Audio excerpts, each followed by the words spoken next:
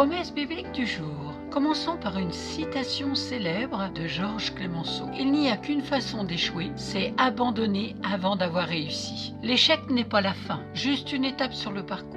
Quand l'Éternel s'adressait à Jérémie sur sa destinée, la chose qui lui importait était la considération de sa propre personne, alors que Dieu ne regardait pas à ses faiblesses. Parfois, les opportunités ne s'offrent pas à nous de la même manière qu'à d'autres personnes. Mais cela ne veut pas dire que la finalité sera moins bien heureuse. La vie ne se résume pas seulement à bien vivre, faire des achats qui sont parfois inutiles, mettre son plus beau costume d'une grande marque ou la dernière paire de chaussures tendance pour exister, et croire que l'on a bien réussi dans la vie. Elle a été insufflée et inspirée par Dieu lui-même. Il a pris le temps de façonner ton existence comme un projet déterminant. Et il a posé en premier lieu ses fondations pour atteindre son but.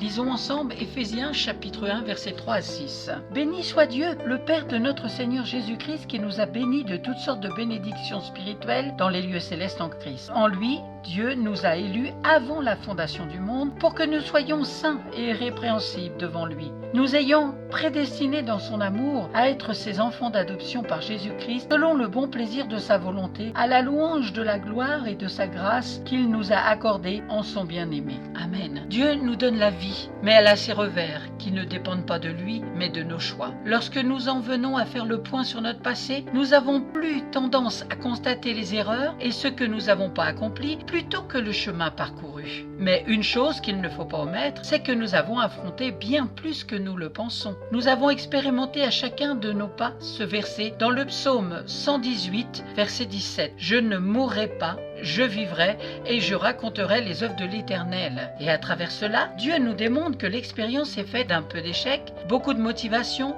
et une folie de réussir. Nos erreurs nous amènent à Dieu et nous hissent vers un avenir meilleur. Pour nous les hommes, nous aurons tendance à penser que nous avons tout raté. Mais pour Dieu, c'est totalement le contraire. Tu es plutôt arrivé au niveau souhaité pour que tu lâches prise et le laisser parler. Dieu ne fait pas de copie-coller d'une vie à une autre. Ce qu'il crée dans la vie de chacun est unique et sur mesure. Les choses passées seront la base sur laquelle Dieu peut enfin travailler. Tes échecs n'ont pas gâché ta vie, mais au contraire te donneront cette habilité différente des autres, cette maturité pour voir les choses autrement, pour rencontrer Dieu en tête à tête et t'appuyer sur lui. Dieu nous voit comme une créature si merveilleuse et admirable. Lisons ensemble cela dans le psaume 139 verset 14, même à partir du verset 13. « C'est toi qui as formé mes reins, qui m'as tissé dans le ventre de ma mère. Je te loue de ce que je suis une créature si merveilleuse. » Amen. Dieu t'aime et ne peut t'oublier. C'est pour cela qu'il ne cessera d'investir sur toi. Loue-le en toutes circonstances, comme il est écrit dans le psaume 103 verset 1. Il connaît les projets qu'il a formés sur ta vie. Et ce ne sont pas des projets de malheur,